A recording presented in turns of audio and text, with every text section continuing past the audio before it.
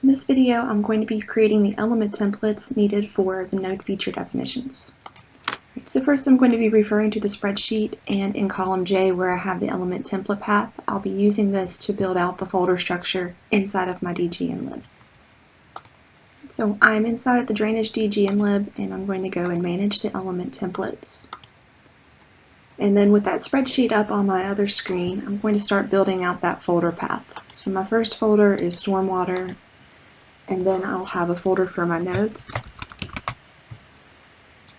And then from there, I'm going to create new template groups for inlets, manholes, cross sections, outfalls. And then I also created a folder for existing. Now from here, I'm going to go into my inlets, and I'm going to put in my type B.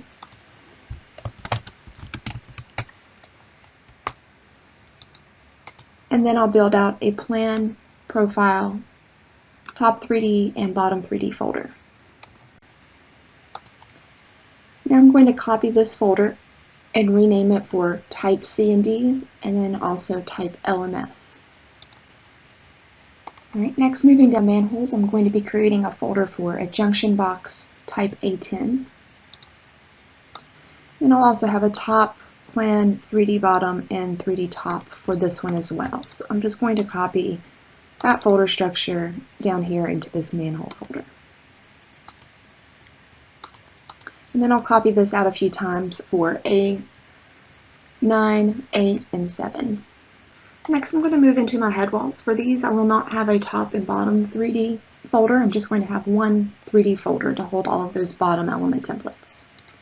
So I'll create my first one. This is going to be RCP flared ends. And then from here, I'm going to have a plan, profile, and 3D.